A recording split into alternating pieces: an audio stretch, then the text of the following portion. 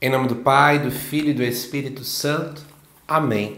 Amados irmãos e irmãs, é com muita alegria que nós estamos aqui para juntos estudarmos e meditarmos o Evangelho que a nossa igreja nos apresenta para o quarto domingo da Páscoa do ano A.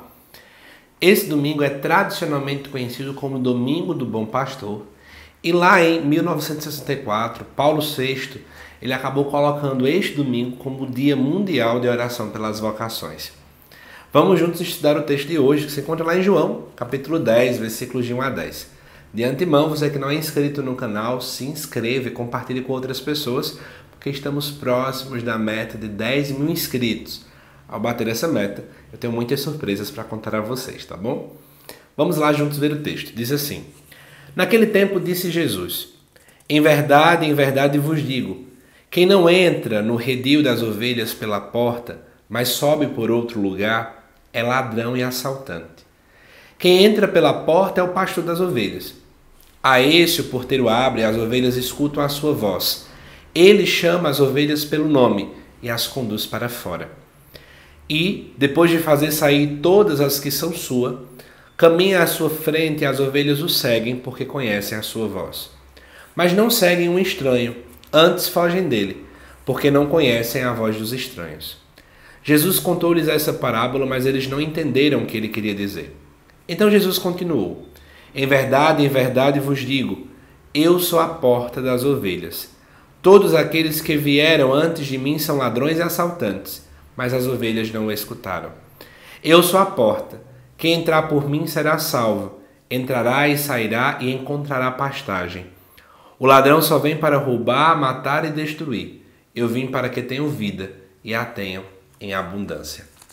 Amados irmãos e irmãs, muita gente, associa automaticamente a imagem do bom pastor que carrega a ovelha nos ombros, que é uma imagem lá de Lucas. Das 99, das 100, uma se perde, ficam 99, ele vai buscar uma e a carrega no colo. Em João, o contexto é completamente diferente. Nós não podemos misturar uma coisa com a outra, tá bom? Veja bem, a primeira coisa importante é você entender que quando João escreve, ele está justamente escrevendo em um contexto lá bem próximo já ao ano 100 depois de Cristo. Jesus já morreu, ressuscitou, já passou um bom tempo, cerca de 60 até quase 70 anos. E aí o que acontece? A comunidade de João está passando por muitas dificuldades de embate, a palavra é essa mesmo, de embate com a comunidade judaica. Os líderes judaicos a cada vez mais estão fazendo afrontas ao cristianismo. E obviamente a palavra pastor era usada para reis como também para sacerdotes do templo. Ou seja, nós temos também aqui uma crítica ferrenha a toda essa dinâmica. Eu sei que o templo já havia sido destruído no ano 70 depois de Cristo, mas nós temos ainda uma crítica a isso.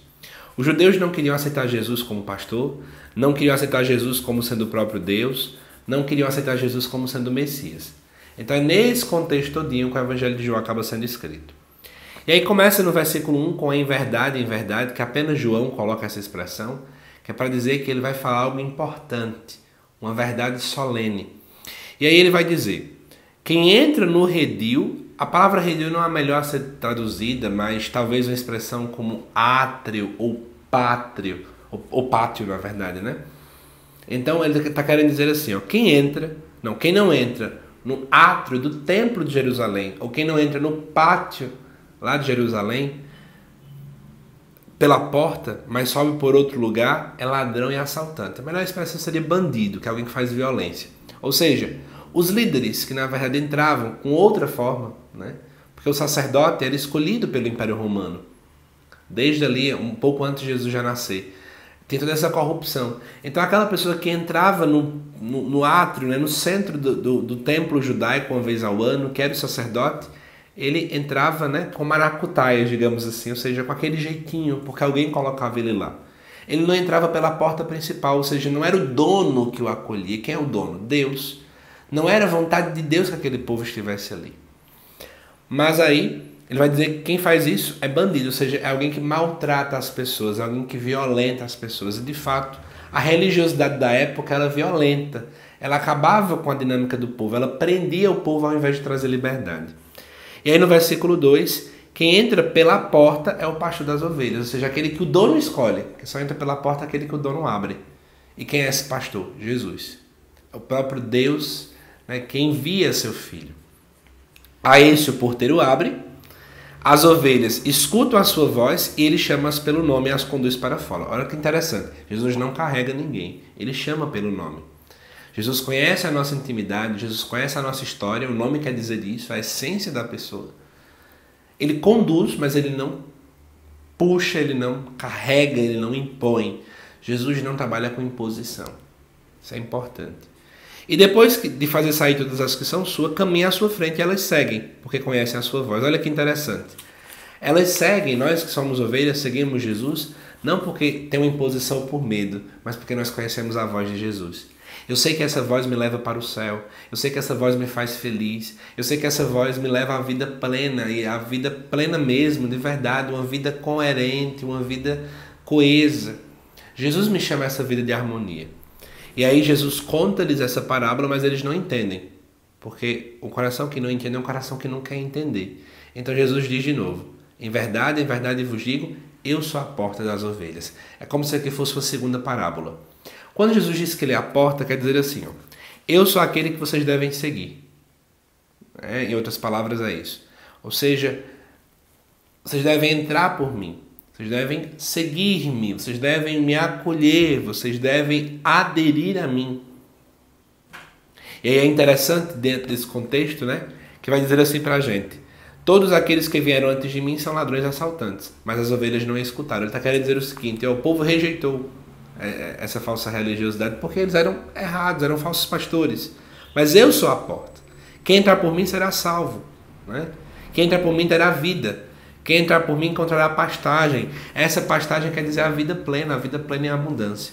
Mas eu quero chamar a atenção que no capítulo anterior, lá em João 9, aparece a cura do cego. Jesus que faz aquela lama, né? Já vimos inclusive esse relato lá na Quaresma. Na verdade, é interessante você perceber que Jesus cura a cegueira do povo para que o povo entenda quem é o verdadeiro pastor. Mas eu trago algumas indagações, especialmente para quem vai precisar pegar esse texto para fazer homilia, reflexões nesse final de semana. Primeira coisa, podemos levar todo mundo a refletir quem é que tem sido nosso pastor. Quem nós estamos, não é, deixando que nos conduza. Nós estamos sendo conduzidos pela voz de quem? É pela voz da mídia? É pela voz das pessoas? É pela voz de algum pregador famoso? Ou é pela voz de Deus? É pela voz da igreja, que ela é a voz de Deus para nós, ou a gente usa a voz do Twitter, a voz do Instagram, sei lá. Outra pergunta, para aqueles que são lideranças, né? Que pastor temos sido? Como é que nós temos pastoreado as pessoas? Você que é catequista, como é que você tem sido catequista? Você que é mãe, pai, você também é pastor, pastora. Como é que você tem conduzido o povo? Pela violência, né? Sem dar liberdade, só carregando a outra pessoa no ombro e não ensinando ela a andar? E por fim, temos entrado pela porta que é Jesus, temos aderido ao chamado de Cristo, temos aderido à vontade de Deus, temos buscado fazer a vontade de Deus ou não? Esse texto desse domingo, ele nos dá essa reflexão. Mas eu quero finalizar olhando também para a ótica do amor. Como é bom saber que temos um Deus que nos conhece pelo nome. Enquanto tantas pessoas não conhecem a nossa história, nos julgam e não têm empatia conosco, Deus nos sonda, Ele conhece todo o nosso coração. Que Deus te abençoe, amada irmã e irmã. Eu te aguardo nos próximos vídeos aqui do canal. Até mais.